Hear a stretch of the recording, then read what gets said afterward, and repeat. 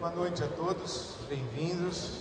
Depois de um dia de trabalho, de atividades, nossa segunda-feira à noite, mais um encontro do nosso fórum de reflexão bíblica e teológica. Nós chamamos esse espaço de segunda opinião, e neste ano de 2011 temos dado atenção à Bíblia como o livro-texto do cristianismo, também evidente do judaísmo, mas a Bíblia como livro-texto da nossa fé cristã. Nós estamos com o tema Conheça Sua Bíblia, e este é o nosso quarto encontro, então quero dar boas-vindas a todos. Fico feliz com a presença de todo mundo, um auditório maior do que eu imaginava, o que denota um interesse muito saudável. Fico muito feliz que nós estamos partilhando desse interesse de conhecer um pouco mais a Bíblia e de nos localizarmos dentro da Bíblia Sagrada. Conheça sua Bíblia, o nosso quarto encontro. Queria convidar você a dedicar alguns instantes em oração antes de nós estudarmos essa noite. Deus nosso Pai, louvamos o Teu nome pela Tua presença conosco, em nós, sobre nós, e consagramos às Tuas mãos o nosso dia de trabalho, e agora também este tempo, este ambiente, as nossas mentes e corações. Pedimos que o Teu Espírito Santo nos guie à Tua verdade e a toda a verdade. Em nome de Jesus. Amém. Eu gostaria de lhes falar hoje à noite sobre a história da redenção.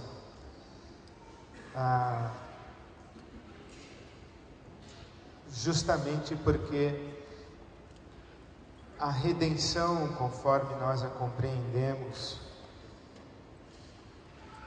em Jesus Cristo, ela tem uma história, ela não acontece num vácuo de tempo, de cultura, de sociedade. Então a redenção tem uma história, e eu gostaria de lhes falar então sobre essa história, que começa, acredito eu, ali no Gênesis 3,15, o que a teologia chama do proto-evangelho, ou primeiro evangelho, quando Deus promete que um descendente da mulher esmagaria a cabeça da serpente. E ela ganha mais concreção a partir da chamada ou da vocação de Abraão, quando Deus começa a criar este povo, do qual surgirá esse descendente da mulher, prometido em Gênesis 3,15. O que é muito interessante é que aquele que esmagaria a cabeça da serpente seria um ser humano. É o descendente da mulher, é um ser humano, porque a Bíblia Sagrada vai nos dizer que os céus são os céus do Senhor, mas a terra Ele a deu aos filhos dos homens. O Salmo 116. Portanto, são os humanos quem põe a perder a terra do Senhor. E nesse sentido deveria ser um humano a resgatar para o Senhor a terra do Senhor. É mais ou menos como se Deus dissesse: olha, vou deixar esta tenda aos cuidados dos humanos. Os humanos então põe a perder a tenda, e Deus vem com a sua onipotência e com o seu status pleno de divindade e recupera a posse da tenda. Isso significaria um casuísmo, uma mudança das regras do jogo. Digamos, se a terra está sob os cuidados humanos, Deus não pode, entre aspas, não pode, quando você usa a expressão não pode, para Deus tem que ser sempre entre aspas, né? Mas por uma questão de coerência, Deus não pode vir e invadir o mundo dos humanos e fazer acontecer o seu propósito e realizar a sua vontade. Então, essa é a inteligência da história da redenção. É que tem que ser um humano a recuperar e devolver a Deus a posse e o controle do universo criado. É por isso que em Gálatas capítulo 3 e capítulo 4 vai ser dito que Jesus nasce do ventre de uma mulher e na plenitude dos tempos, ou na plenitude do tempo, Jesus nasce do ventre de uma mulher. Então é um humano. Se é um humano, esse humano tem descendência. Esse humano vem do ventre de uma mulher. Esta mulher, ela tem origem étnica. Ela tem um passado, ela tem os seus ancestrais.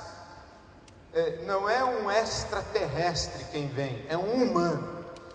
Então, é essa inteligência do proto-evangelho, que um descendente da mulher vai esmagar a cabeça da serpente, e essa origem étnica do descendente da mulher começa a ser construída com Abraão no seu chamado registrado no livro do Gênesis, o capítulo 12, os versos de 1 a 3. Eu gostaria de usar como ponto de partida esta expressão do apóstolo Paulo em Colossenses, o capítulo 2, os versos 16 e 17, que diz: portanto não permitam que ninguém os julgue pelo que vocês comem ou bebem, ou com relação a alguma festividade religiosa, ou à celebração das luas novas, ou dos dias de sábado. Estas coisas são sombras do que haveria de vir, a realidade, porém, encontra-se em Cristo. Bom, se é um humano, esse humano para nós é Jesus Cristo. Jesus de Nazaré é o filho de Maria, ele nasce do ventre de Maria. Ele tem uma origem étnica, ele nasce dentro de um contexto de cultura, ele nasce dentro de uma sociedade, ele nasce dentro de um povo, ele nasce num momento da história. Se é um humano, ele tem passado, porque é o passado que constrói a nossa identidade. São as experiências que vivemos que dizem quem nós somos. E não somente as experiências que nós vivemos, mas as nossas origens e a identidade das nossas origens. Para exemplificar melhor, eu estava outro dia conversando com algumas pessoas sobre um musical de Natal, em que nós estamos desejando contextualizar ou atualizar a mensagem do Evangelho. E para contextualizar e atualizar a mensagem do Evangelho, fazê-la mais próxima de nossa realidade social e cultural, nós poderíamos fazer, por exemplo, o seguinte: fazer de Jesus o filho de um imigrante, ou de um migrante nordestino, com uma jovem catarinense, nascido na comunidade de Heliópolis. Nós pegaríamos uma jovem que tivesse vindo de Santa Catarina para São Paulo, essa jovem se perderia na vida, se drogaria, se prostituiria, e ela encontraria na comunidade de Heliópolis um migrante nordestino que que fosse muito pobre, carente, e eles então teriam um romance, teriam um filho, e esse filho pobre, marginalizado, desprezado, não aceito, ele seria Jesus na nossa peça de Natal aqui no domingo que antecede as celebrações do Natal. Jesus seria o filho de um migrante nordestino com uma jovem catarinense, nascido na comunidade de Heliópolis. Qual o problema disso? O problema disso é que quando você tira Jesus da sua linhagem étnica, quando você tira Jesus de todos os elementos sociais, políticos, religiosos do seu povo, quando você desencarna Jesus de sua tradição, você despersonaliza Jesus e você desmonta a identidade de Jesus. Jesus não tem nada a ver com Lampião, Jesus não tem nada a ver com o Brasil, Jesus não tem nada a ver com um país tropical, Jesus não tem nada a ver com o Zé Carioca, por exemplo. Jesus não tem nada a ver com uma pessoa que usa galocha e bombacha. Jesus é judeu. Jesus só pode ser compreendido quando enxergado e quando visto dentro da cultura judaica. Por quê? Porque, digamos assim, Deus demorou pelo menos 2000 anos, 2000 anos, construindo elementos que forneceriam as lentes através das quais Jesus deveria ser contemplado, para que ele fosse entendido. Já nem sei se eu estou conseguindo me fazer entender. Por exemplo, o Roberto da Mata é um antropólogo, ele tem um texto pequeno, mas muito interessante e esclarecedor, cujo título do livro é O que faz do Brasil, Brasil? Se eu falo, por exemplo, carnaval, futebol, feijoada, caipirinha, eu estou falando do que? Da Suécia? Eu estou falando da Turquia? Eu estou falando da Alemanha? Eu estou falando do Japão? Não, eu estou falando do Brasil.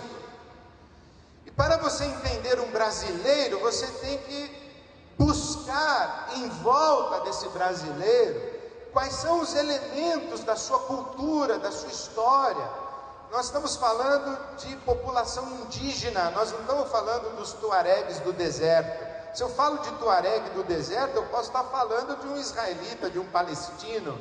Mas se eu falo de um índio tupi, se eu falo de uma tradição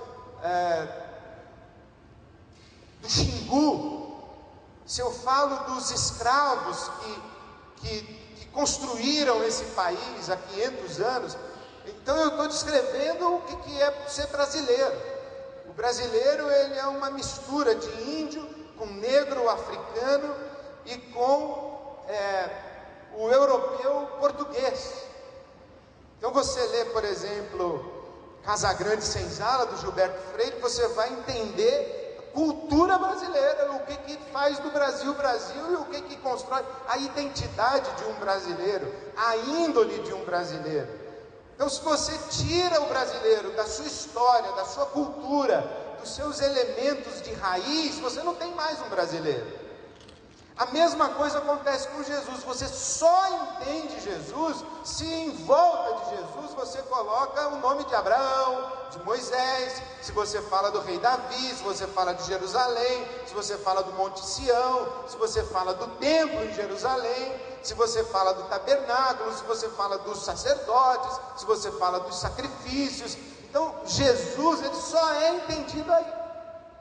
Então veja, Deus demorou 2000 anos para construir um processo, e Ele foi plantando elementos que constroem a índole de um povo, constroem a inteligência de um povo,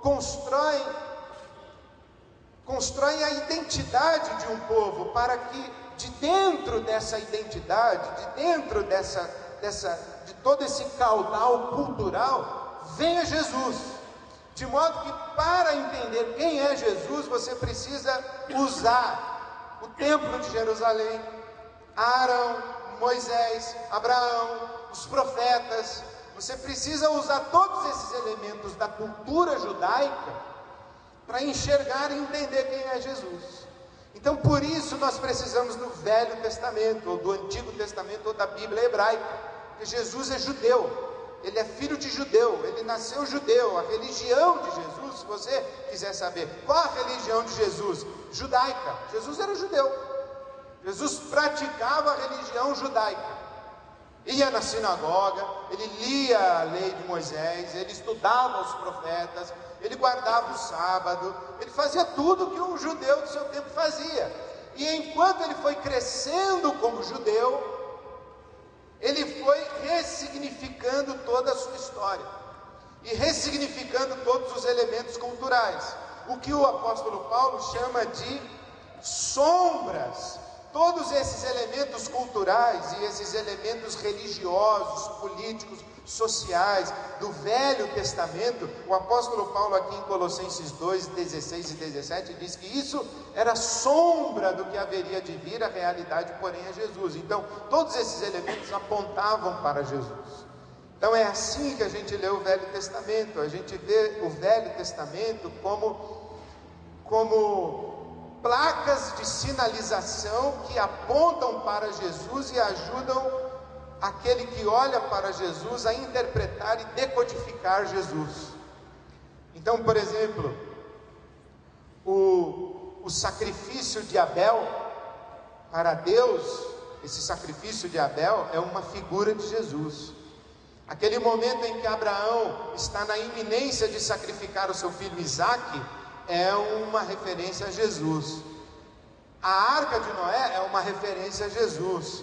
Aquela fita escarlate na casa de Raabe, na muralha de Jericó, é uma referência a Jesus. Então, tudo no Velho Testamento vem sendo construído para que quando Jesus aparecesse, ficasse muito claro que tudo quanto veio antes dele apontou para ele. E uma vez que você entende tudo que vem antes dele, quando você olha para ele, você o entende rápido.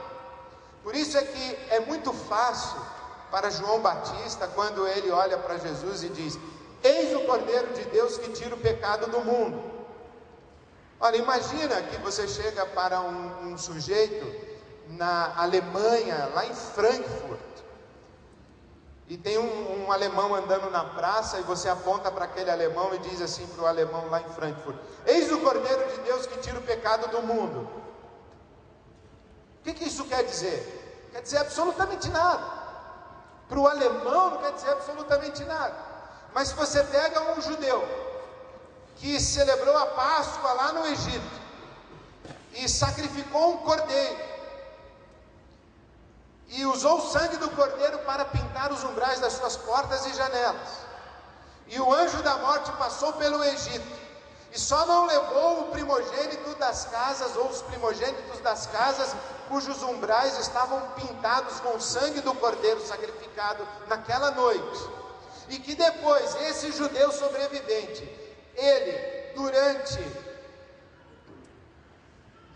2000 anos, ele praticamente durante 2000 anos, ele comemora anualmente a Páscoa, e celebra um cordeiro a quem ele deve a vida. Quando alguém diz: eis o Cordeiro de Deus que tira o pecado do mundo, então fica claríssimo. Você podia pedir silêncio às crianças, por favor? Por gentileza.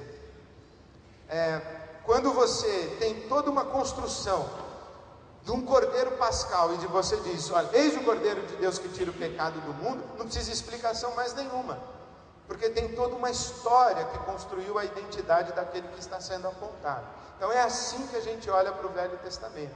O Velho Testamento é sombra do que haveria de vir, e a realidade é Jesus. Bom, o Velho Testamento, antes disso, eu gostaria de voltar aqui na história da redenção, que eu disse que o proto-evangelho é Gênesis 3,15, a vocação de Abraão. Eu diria, não seria exagero nenhum da nossa parte se nós disséssemos que a história da redenção não começa nem em Gênesis 3,15, e nem em Gênesis 12, mas a história da redenção começa antes da fundação do mundo. Se você olha Apocalipse capítulo 13, versículo 8, você vai ver que o Cordeiro foi morto antes da fundação do mundo, mas é só um preciosismo teológico, que acho que inclusive lá na frente vai fazer muita diferença, isso que hoje é apenas um detalhe. Mas aqui, olha, vamos entender como é que Deus vai construir a partir de Abraão a identidade de Jesus. Eu tentei sintetizar o Velho Testamento aí em 12 itens que oferecem para você pelo menos uma perspectiva cronológica dos principais eventos da história de Israel e da história de Jesus, tá bom? Então, o proto-evangelho em Gênesis 3,15, no livro do Gênesis a história dos patriarcas, Abraão, Isaac, Jacó, e de José no Egito. José é um dos 12 filhos de Jacó. Depois Moisés e a libertação do Egito, Josué e a conquista da terra prometida, as 12 tribos e o período dos juízes, o reino unido, Saul, Davi e Salomão, o reino dividido, reino do norte Israel, reino do sul Judá, a dispersão, ou mais precisamente o fim do reino do norte, o cativeiro do reino do sul na Babilônia. Essas três figuras fundamentais aí, Neemias, Esdras e Zorobabel, e depois os 400 anos de silêncio. São esses 12 itens que contam para você, ou que talvez nós poderíamos dividir toda a história do Velho Testamento em 12 capítulos. 12 capítulos, ou mais precisamente 10 capítulos, porque o proto-evangelho e os 400 anos de silêncio não há muito que a gente falar. Então, se você entender, se você localizar as personagens e os eventos bíblicos dentro desses 12 capítulos, você entende a história e a construção de Israel. Então, o Gênesis vai contar para você Abraão, Isaac e Jacó. Deus está construindo um povo. Ele promete a Abraão: farei de você uma grande nação. Bom, então ele tem que ter filho. O filho de Abraão tem que ter filho também. E os netos de Abraão também tem que ter filhos. Então ele está construindo um povo, né? Então o livro do Gênesis conta a história desses patriarcas, Abraão, Isaac e Jacó, com um detalhe muito interessante: Sara, mulher de Abraão, era estéril.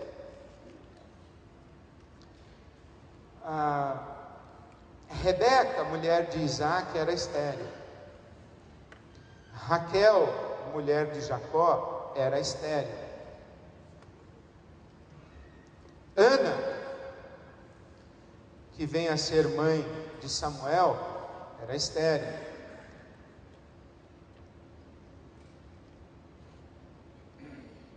Então eu quero abrir um parênteses, que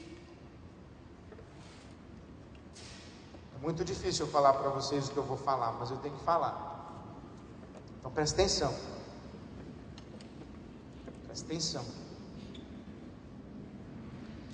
Lembra que eu disse desde o começo que o importante de você ler a Bíblia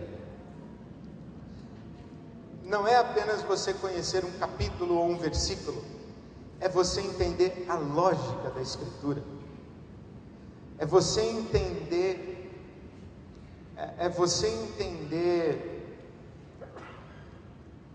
essa história no seu todo, porque as partes dessa história, elas só fazem sentido no seu todo.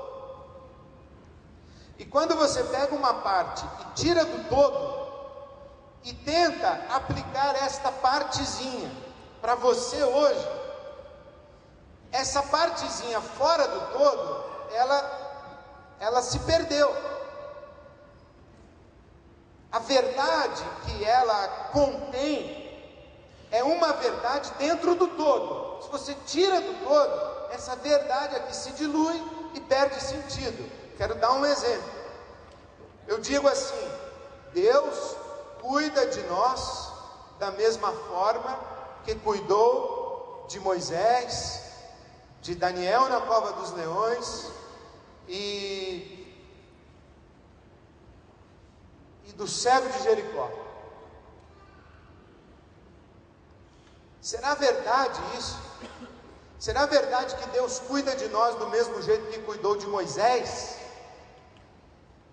Quem aqui se aventuraria a pegar o seu filho de colo e colocar num berço e depositá-lo no rio Tietê? Ninguém. Mesmo aqueles que dizem, Deus cuida de nós do mesmo jeito que cuidou de Moisés. Bom, então coloca o seu filho num bercinho lá no rio Tietê. Não, não vou fazer isso. Por que não? Deus não cuida do seu filho do mesmo jeito que ele cuidou de Moisés? Então ele vai fazer com que a filha do governador ache o seu filho. Quem sabe até a filha da presidente da república vai achar o seu filho e vai criá-lo. Quem sabe o seu filhinho vai se tornar presidente da república, porque vai ser criado em Brasília e vai ter uma formação política que não teria se fosse educado por você na sua casa. Quer dizer, essa é a lógica. Mas compreende que ela é absolutamente ilógica, sem sentido. Que quando, por exemplo, uma mulher que é estéril hoje diz assim: Deus vai fazer o meu ventre fértil. Por quê? Porque o ventre de Sara era estéril e Deus o fez fértil. O ventre de Rebeca era estéril e Deus o fez fértil. O ventre de Raquel era estéril e Deus o fez fértil. Então, o meu ventre... Não pode se comparar em hipótese alguma o ventre de uma mulher hoje com o ventre de Sara, de Rebeca, de Raquel. Por quê? Porque o ventre de Sara dá à luz Isaac, o ventre de Rebeca dá à luz Jacó, e o ventre de Raquel dá à luz José. E quem são essas figuras? São os nossos patriarcas, são os camaradas que dão origem ao povo que vai ser o ventre do Messias. Então por que é que Deus escolhe ou faz com que o ventre de Sara, de Rebeca e de Raquel sejam ventres estéreis? Para que não haja nenhuma dúvida na tradição de Israel, que foi a mão de Deus quem trouxe à luz aquela criança, que não foi um processo natural de formação de descendência, foi um processo natural, mas não fosse uma intervenção direta do Deus de Abraão, de Isaac e de Jacó, não existiria nem Isaac, nem Jacó e nem José. Dá para entender isso? Será que é tão difícil? Mas assim, pastor, isso é muito cruel. Quer dizer que uma mulher hoje que não pode ter filhos, não pode orar para que Deus faça o seu ventre fértil? Pode orar.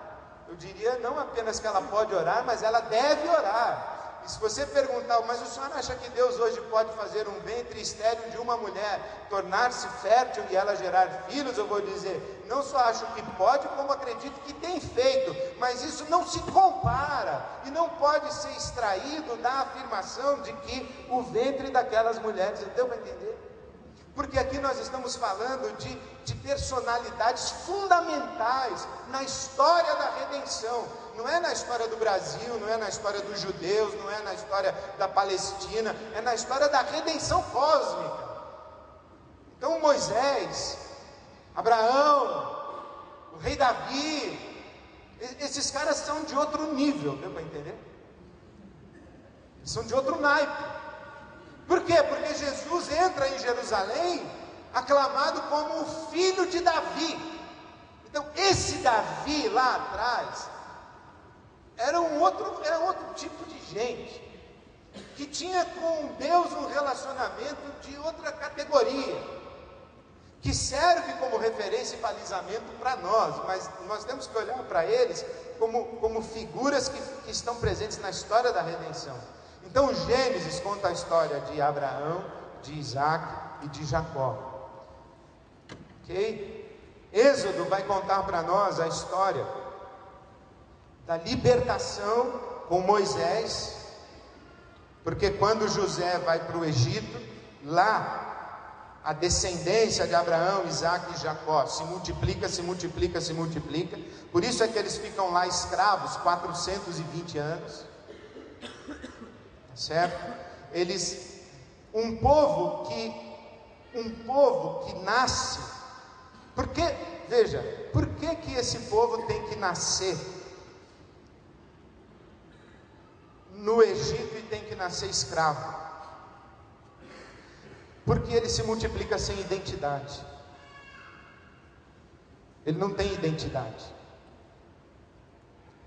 Ele ainda não tem terra, ele não tem legislação, ele não tem cultura religiosa, ele não sabe como prestar culto ao seu Deus. Israel passou 420 anos no Egito, e ele não sabia, Israel, durante 420 anos, não sabia como prestar culto ao seu Deus. Não sabia. Não tinha terra. Tudo que Israel sabia enquanto estava no Egito é que eles não eram egípcios. E que aqueles deuses do Egito não eram os deuses deles. Que aquela comida do Egito não era a comida deles. Que aquelas leis do Estado egípcio não eram as leis deles.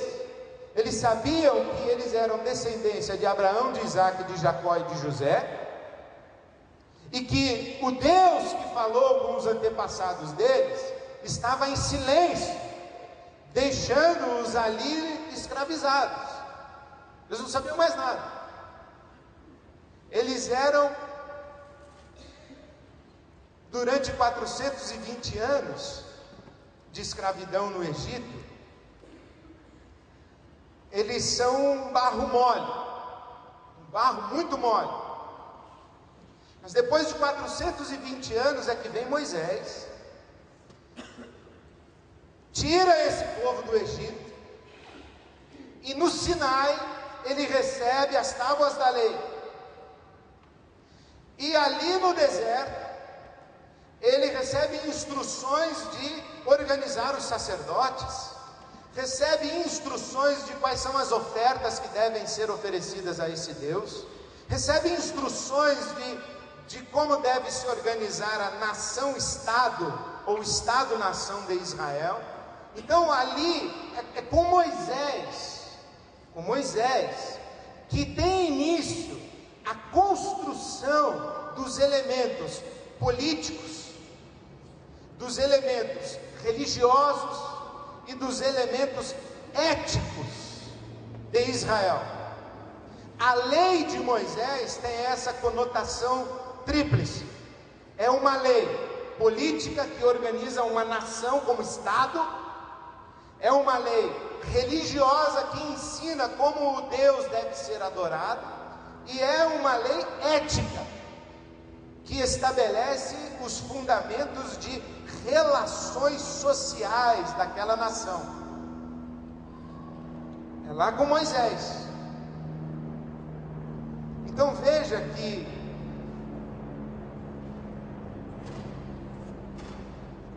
é importante, porque que Israel tem que estar escrava no Egito, para que ela saia do Egito sem saber como se organizar, sem saber como cultuar e sem saber direito quais são os critérios e valores éticos que constituirão a sua identidade de nação.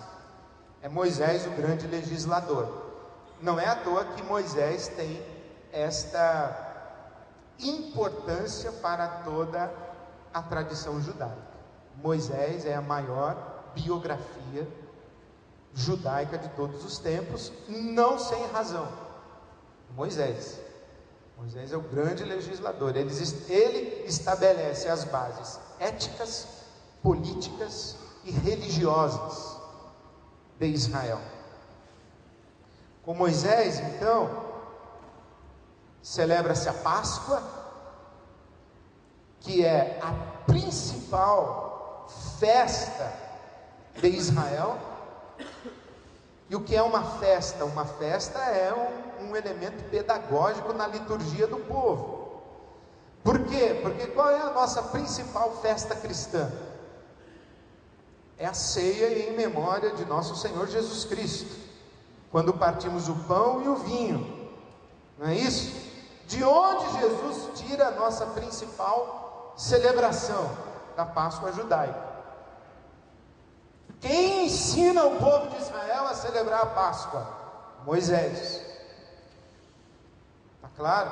É em Moisés e no livro dos Levíticos que tem toda a estrutura sacerdotal, os sacrifícios que precisam ser oferecidos a esse Deus, as ofertas que precisam ser oferecidas a esse Deus, para a situação X, oferta X, para a situação Y, oferta Y, para quem é rico, oferta A, para quem é pobre, oferta Z. E tem todo o cerimonial religioso que Moisés vai ensinar para esse povo, e há inúmeros, enquanto esse povo está ali pelo deserto, que Moisés recebe orientação para o tabernáculo e a arca da aliança, que vai ser transportada por todo o deserto, com essa tenda móvel, que monta e desmonta à medida que o povo anda. A tenda, o tabernáculo desmonta, é um templo móvel, tabernáculo, são tendas.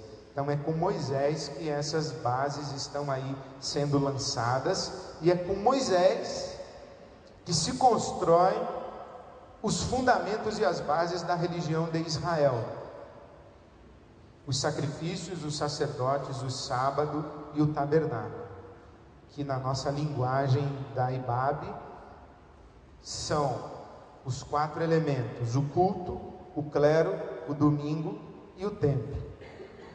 Jesus explode esses 4 fundamentos e cria uma experiência de espiritualidade que não mais depende de sacrifícios, nem de sacerdotes, nem de um dia santo e nem de um lugar santo. No lugar do tabernáculo, aí depois com Davi e Salomão vai aparecer o templo, Mas é com Moisés que acontece isso. Depois de Moisés vem Josué e a conquista da terra prometida. Então veja, tem um povo aqui 420 anos escravo no Egito, ele não tem identidade nenhuma. Não tem identidade política, não tem identidade religiosa, não tem identidade social, ética, moral. Ele é escravo, ele está debaixo de uma outra cultura, de uma outra política, de uma outra religião. Aí esse povo é liberto. Aí ele chega no deserto. No deserto ele recebe a sua lei, e ele recebe orientação política, religiosa e social, ética. Aí sim ele entra na sua terra. Aí ele recebe a sua terra, e Josué é o grande comandante da entrada na terra. E quando esse povo entra na terra com Josué, a terra é dividida, e surge então e começa na história desse povo um período dos juízes, em que a terra está dividida entre as tribos, 11 tribos, porque os levitas não tinham terra para cultivar, eles viviam dos dízimos das outras 11 tribos, Então, são 12 tribos, e a terra dividida, e os juízes é que governam, correto? São clãs e são juízes, são governos temporários, são governos transitórios, Até que ao final do período dos juízes, esse povo clama por um rei, e em vez de 12 estados, esse povo quer um governo central e único. Então esse povo clama por um rei. Aí entra o período de o Reino Unido, O Reino Unido é um período de 120 anos em que reinam Saul, Davi e Salomão. 40 anos para Saul, 40 anos para Davi, 40 anos para Salomão. Com a morte de Salomão, o reino se divide. Roboão, seu filho, fica com 2 tribos no reino do sul, chamado Judá, cuja capital é Jerusalém. E Jeroboão fica com 10 tribos no reino do norte, chamado Israel, cuja capital é Samaria. Então vamos recapitular: escravidão no Egito, deserto, entra em Canaã, período dos juízes, Reino Unido, 120 anos, Saul, Davi e Salomão, e aqui o reino se divide. Reino do norte passa a se chamar Israel, Reino do sul passa a se chamar Judá. Capital do Reino do sul, Jerusalém. Capital do Reino do norte, Samaria. O reino se divide. É aqui, nesse período do reino dividido, que a coisa se complica bastante. E é aí, nesse período do reino dividido, que falam os profetas.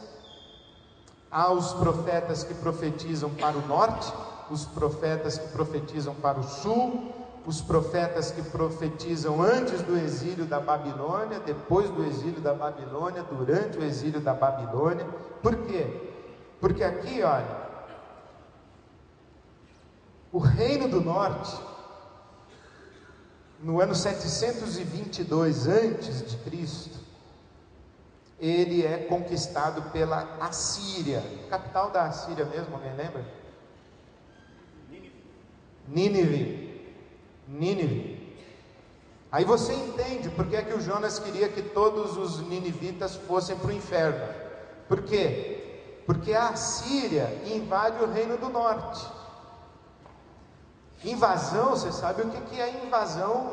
O que nós chamamos de invasões bárbaras, né? Queimar tudo, estuprar todas as mulheres, matar todos os idosos, escravizar e matar todas as crianças, matar todos os guerreiros. Isso é uma invasão, e dá uma espalha-brasa para tomar conta da terra.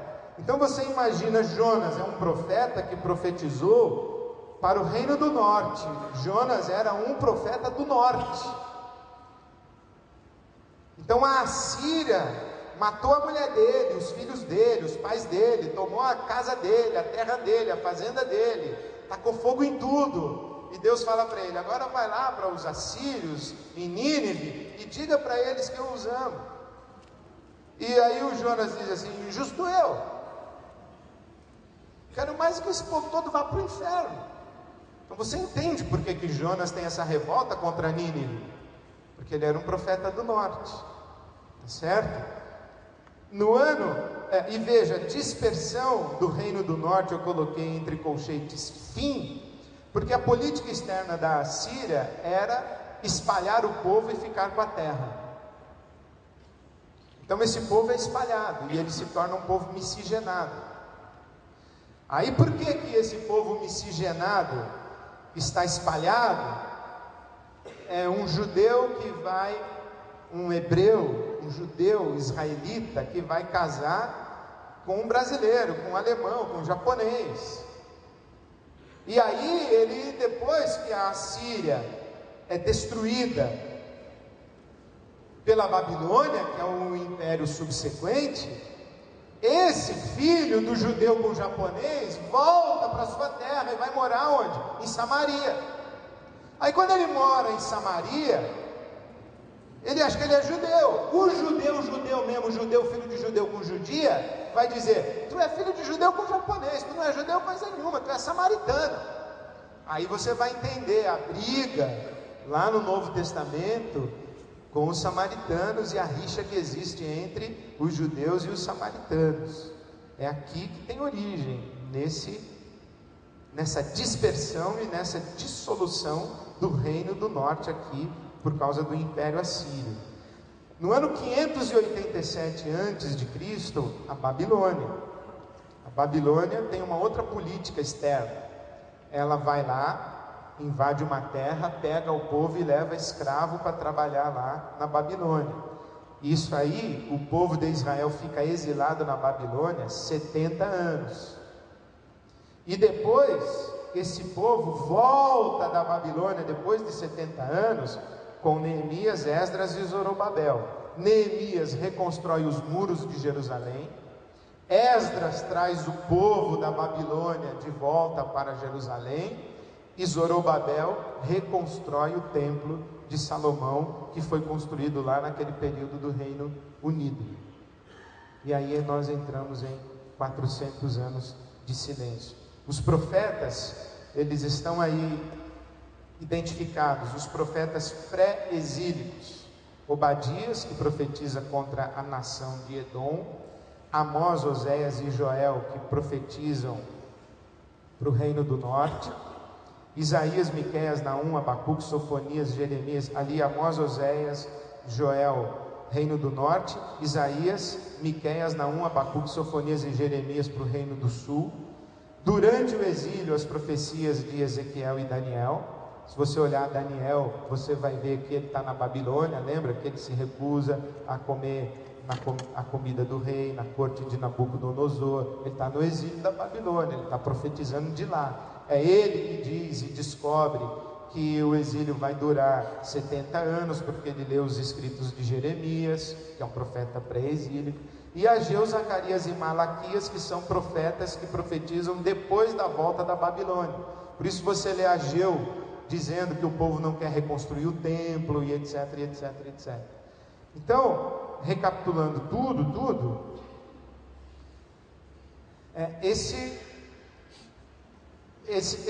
essas são as prateleiras, eu diria. Essas 12, mais precisamente 10, do 2 ao 11, essas são as prateleiras onde, quando você estiver lendo um trecho da Bíblia, aí você pega esse roteiro e diz onde esse trecho se encaixa. O que está acontecendo com o povo de Israel enquanto eu estou lendo Números? Por exemplo, você está lendo Números, o povo está onde? Está na Babilônia? Não, está onde? Se você está lendo Números, ele está onde? Ele está no deserto lá, perambulando. Se você está lendo Êxodo, ele está saindo do Egito, né? Se você está lendo Samuel, Crônicas, você está no Reino Unido. Se você está lendo Segundo de Samuel, você já está reino dividido, a história dos reis de Israel. Se você está lendo Reis, você já está no reino dividido. Entendeu? Então eu penso que estes aqui são os marcos que delimitam uma fronteira onde a história da Bíblia acontece. Eu voltaria à minha afirmação primeira, fundamental, que é: você não pode desconsiderar essa história de Israel, porque essa história de Israel é que constrói a identidade do Messias, né? Então, como você pode entender o sacrifício de Jesus na cruz se você não entende o sistema sacrificial de Israel? Como você pode entender Hebreus se você não entende Levíticos? Como você pode entender a igreja como templo do Espírito Santo se você não entende o templo de Jerusalém e o tabernáculo? Então eu quero terminar só com essa referência entre o tabernáculo, o templo e a igreja. Veja como é interessante, por exemplo, na sua Bíblia, João capítulo 14. O que diz João capítulo 14? A casa do meu pai, na casa do meu pai há muitas moradas. Não fosse assim, eu teria dito: eu vou preparar lugar para vocês. Vou e volto. E quando eu voltar, eu estarei com vocês e vocês estarão comigo. Casa do meu Pai, João capítulo 14. Os lugares que Jesus preparou para nós na casa do seu Pai. Casa do meu Pai quer dizer o quê? Você acha que Jesus está falando sobre o quê? Alguém tem ideia? Ele mesmo. Ele está falando sobre ele mesmo. O que mais? Ele está falando do céu. Do templo. Ele está falando do templo. Então, a gente não pode pegar João 14, pegar a expressão casa do meu Pai e interpretar sem entender toda a construção de Israel. Por quê? Pense o seguinte: um judeu na Palestina no tempo de Jesus, no Monte Sião, em Jerusalém, quando ouvisse a expressão casa do meu Pai, ele pensaria no céu? Ele pensaria em Jesus, o Messias, ou ele pensaria no templo de Salomão? Ele pensaria no templo de Salomão. Lembra-se que quando Jesus entra no templo, ele expulsa os vendilhões do templo? E quando ele expulsa os vendilhões do templo, ele faz uma declaração. E qual é a declaração que Jesus faz? Vocês lembram? A casa do meu Pai seria chamada casa de oração, mas vocês a transformaram em um covil de ladrões e salteadores. Então, Jesus disse, casa do meu Pai é templo. É o templo. Casa do meu Pai é o templo. Se você pega na sua Bíblia João capítulo 2, versículos de 19 a 21, Jesus passa em frente ao templo, e ele diz, derrubem esse templo, e eu construo de novo em 3 dias. Aí eles dizem assim, não, mas esse templo demorou 46 anos para ser construído. O templo ao qual eles estão se referindo é o templo de Zorobabel. É a reconstrução do templo, é o templo de Zorobabel. 46 anos. Aí eles dizem assim, mas esse templo demorou 46 anos, como é que só vai reconstruir de novo em 3 dias? Aí João faz um comentário, mas ele falava a respeito do seu corpo. Então, agora pega João 2, 19 a 21. A casa do meu Pai é o templo.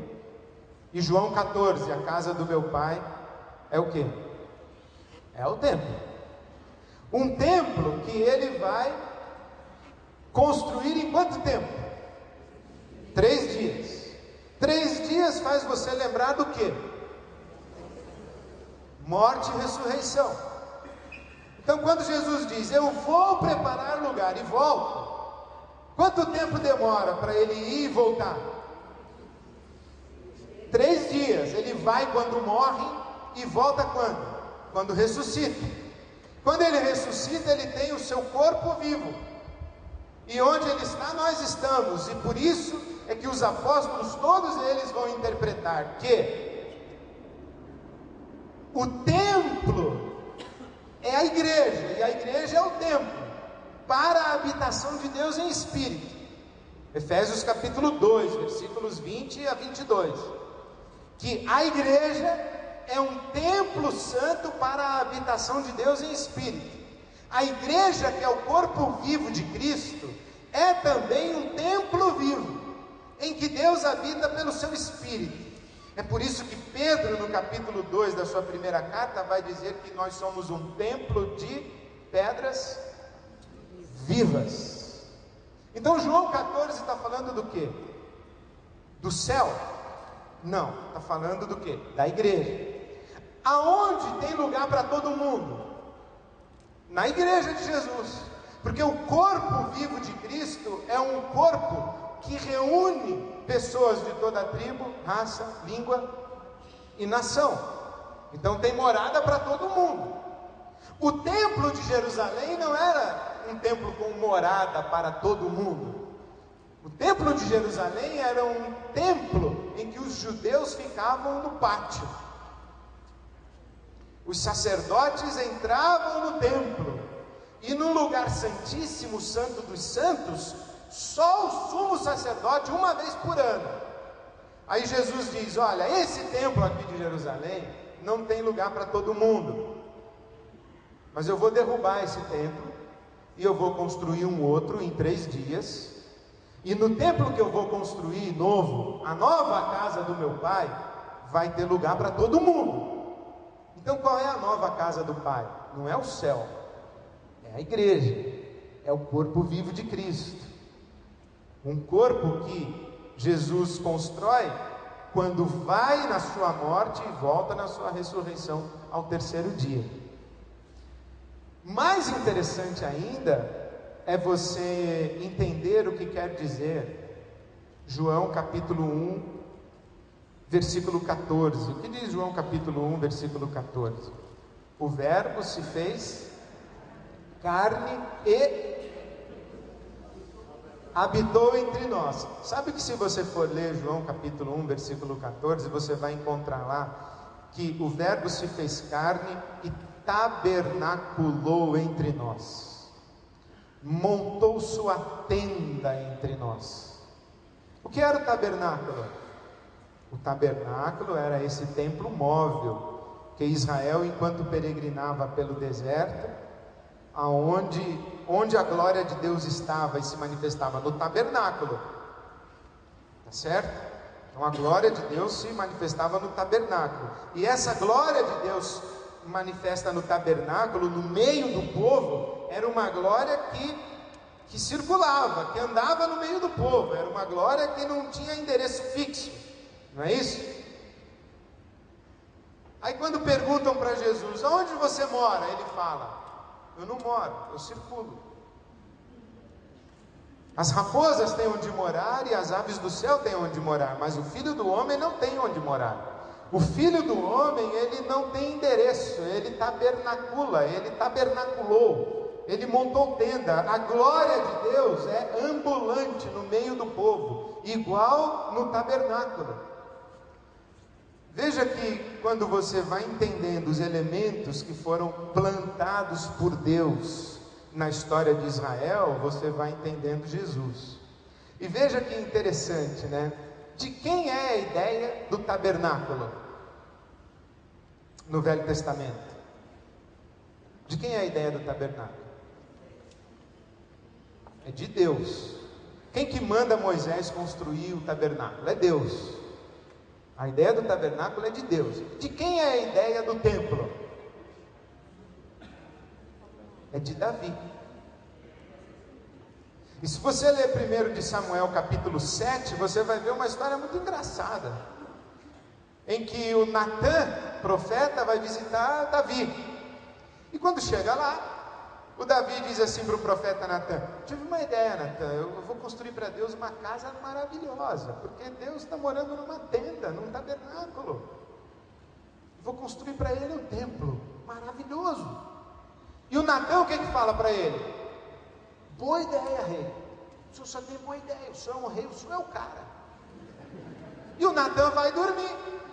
Quando o Natã vai dormir, Deus fala com ele, fala: que papo é esse de construir templo para mim? Por um acaso eu pedi algum templo? Eu pedi? Eu não pedi. Não tive ideia de templo. Templo é um negócio fixo. É o meu endereço fixo. Eu não tenho endereço fixo, Natã. Eu circulo no meio do povo. O meu nome é mobilidade. Por isso é que Jesus, quando olha o templo de Jerusalém, ele fala: isso aí, ó, pode destruir, pode derrubar. Isso aí é endereço fixo para Deus. O Deus não tem endereço fixo. Deus não tem morada. Deus circula. A glória de Deus é ambulante. A glória de Deus está onde 2 ou 3 se reúnem em nome do Filho de Deus. E lá o Filho de Deus está no meio deles, e a glória de Deus está ali. Aí você tem que entender o tabernáculo, tem que entender o templo para entender Jesus, entender João, deu para pegar? Aí você tira Jesus da sua tradição judaica, faz de conta que você pega só o Novo Testamento e você não sabe nada sobre os sacerdotes, sobre o sábado, sobre o templo, sobre o tabernáculo, você não sabe nada disso. Jesus é o quê? É uma incógnita, é uma coisa que não dá para entender. E aí você vai interpretar Jesus sem esse background judaico, você vai interpretar das maneiras mais diversas e vai chegar às conclusões mais absurdas que nós estamos vendo aí acontecer. Então hoje, quando você olha para o movimento evangélico no Brasil, ele é um movimento veterotestamentário, ele não é um movimento de Jesus.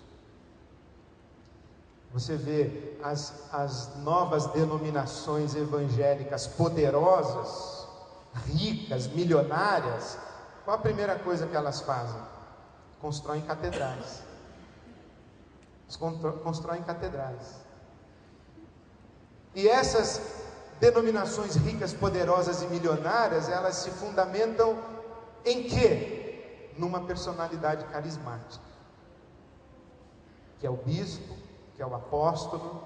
Agora tem o pai apóstolo, tem o apóstolo do Brasil. Daqui a pouco, sei lá o que vai ter. Mas lembrar aquela piada lá que eu contei outro dia, que estava o rabino e o padre no avião. Aí o rabino perguntou para o padre: se você for um bom padre, o que você pode ser? Se eu for um bom padre, eu posso me tornar bispo. Se você for um bom bispo, eu posso me tornar arcebispo. Se você for um bom arcebispo, eu posso me tornar cardeal. Se você for um bom cardeal, posso me tornar monsenhor ou cardeal top. E se você for um bom cardeal assim, top, eu posso ser papa. E se você for um bom papa, se for um bom papa, você quer o quê? Que eu seja Jesus? Um dos nossos rabinos foi. Então, eu estou achando que a qualquer hora, um dos nossos apóstolos top vai achar que é Jesus. Eles constroem catedrais, eles arrumam mantos, eles colocam candelabros lá nos seus santuários, você entende o que está acontecendo? Meu Deus do céu, literalmente nós somos seguidores de Jesus, não somos seguidores de Moisés. Nós não vivemos mais nessa dispensação dos sacrifícios, dos sacerdotes, do templo e do sábado. Nós somos o povo da liberdade em Cristo Jesus. A nossa aliança não é no Sinai, é no Calvário.